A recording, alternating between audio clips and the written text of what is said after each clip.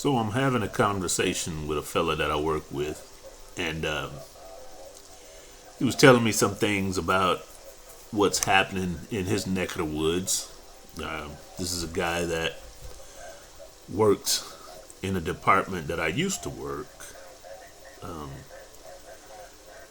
it's been about a month now, almost 2 months. I transferred from that department to work in another department, but I ran into him today, and we started talking about how things are going. He said he started to hit me up on Teams today, um, just to holler, see how things are going. But he changed his mind. He said he figured that I was busy, and he didn't want to disturb me. And I thought to myself, well, cool dude. I could walk and chew bubble gum. I was busy, but the type of work I was doing, it would have allowed for me to message him a little bit back and forth.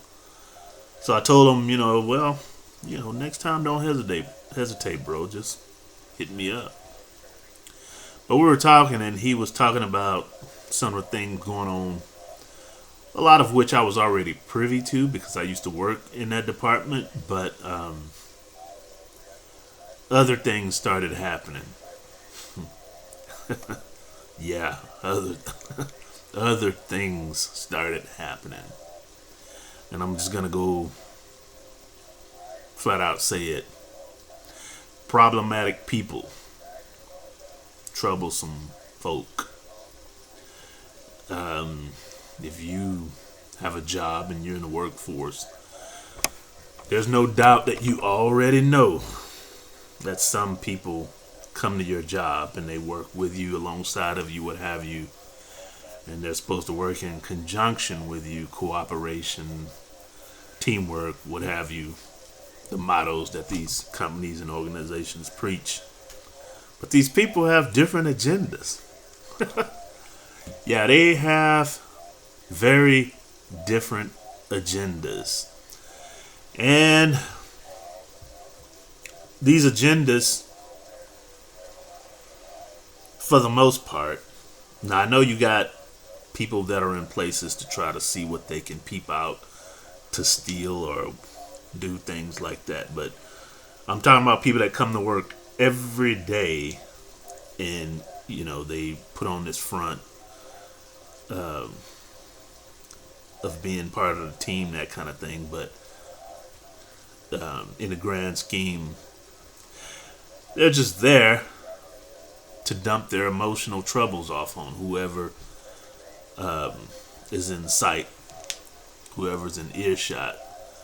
They're just there to make life miserable for whoever they can because they have a miserable personal life. And so we talked a little bit, and certain individuals' names were mentioned, and he told me some things that happened since I was gone, and I was like, wow. I mean, things will escalate. If you have a problem like that with a problematic person, a person who's typically complaining, talking crap, um, pestering you, whatever they do, um, trying to make your life miserable on the job. If you have people like that and you don't do something about it, it'll only get worse. And considering the things that he told me, yeah, things got much worse than when I was there. So I told him, dude, you need to do something about it. And I gave a couple of suggestions. It is what it is. That's what you have an HR department for.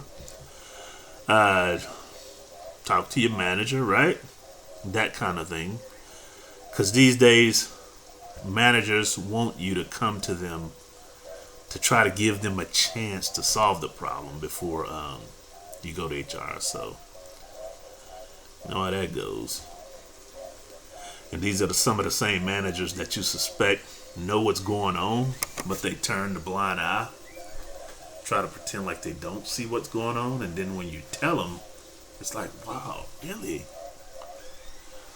That kind of thing. But yeah, I told him, you know, tell your manager or go to HR. And then he kind of backpedaled a little bit. Well, I don't know. I don't really want to do that. I don't want to throw nobody under the bus. And now, I didn't say this to him, but I was thinking it. But what I was thinking, man, why are you even telling me this crap? I really don't like to be a sounding board anymore for people who have issues, but they don't want to do nothing about it. Oh, I just want to vent. Well, I don't care. Don't vent to me. I mean, it's kind of aggravating to hear it anyway. And then when you find out that they don't want to solve their issue or do nothing about it, that adds icing to the cake of aggravation. And I don't like that. So it's like, I don't want to hear about any issue that you don't want to resolve, because the way I look at it, it's like you're trying to feed off of my energy.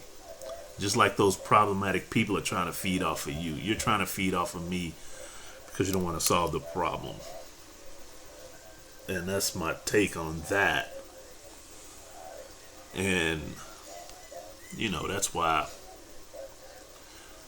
I don't have a whole lot of people in my social circle anymore like I used to. But, I don't want to get off the point. I don't want to say I insisted, but I kind of was stern with it. He kept talking and I kept saying the same thing. You need to go and talk to one or two people, your manager, or go to HR. And what I told him next made him think about it. I think what I told him next made him think twice, because he raised a brow, and it was as if I read his mind, but I really didn't, because it's human nature. I told him, you need to go talk to your manager or talk to HR before you start catching divisions. He's like, divisions? I said, yeah, divisions. And I told him I had a few conversations with other people about divisions. I've had a conversation about divisions with a couple of family members, few people at my previous place of employment. But yeah, divisions. Certain people or a certain person that bugs you so much. And you're trying to be nice, you're trying to be magnanimous, you're trying to be non-confrontational,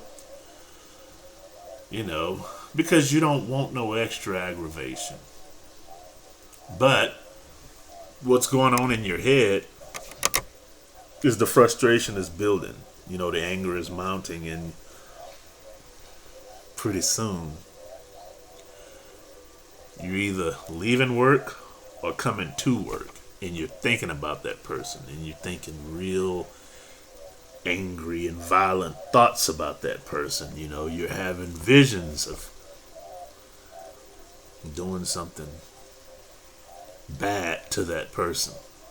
I'll let you fill in the gaps or the pictures, so to speak, if you've ever caught the visions over somebody you work with, and you found yourself driving to work, and when you get to a certain distance from your place of employment, you start getting frustrated for seemingly no reason, and then that person pops in your head, and you start thinking about what you want to do to that person.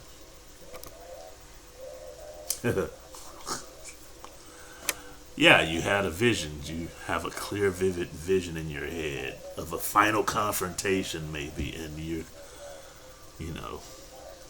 And in the end, you win, right? So I told him, hey man, you better either go to your manager or go to HR before you start catching the visions. And this is the part about the mind reading thing I mentioned earlier. He said, you know what? It's too late. I already have. I've been catching the visions.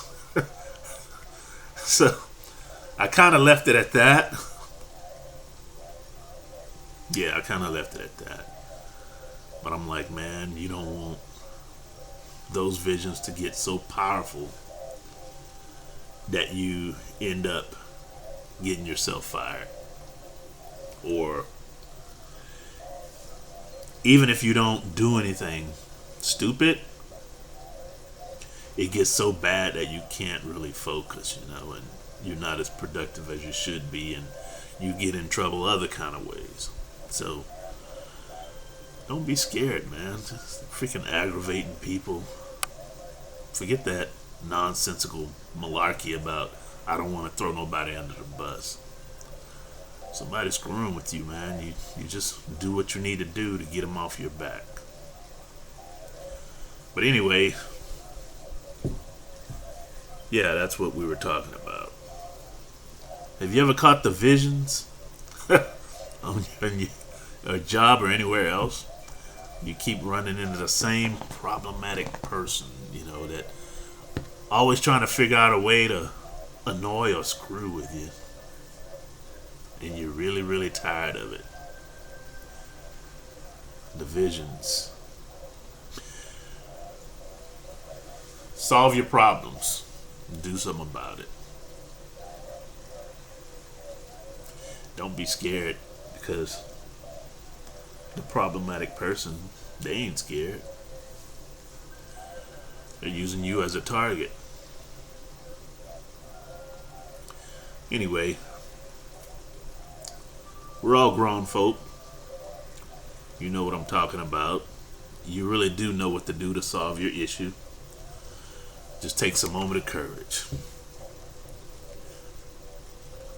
Or anger.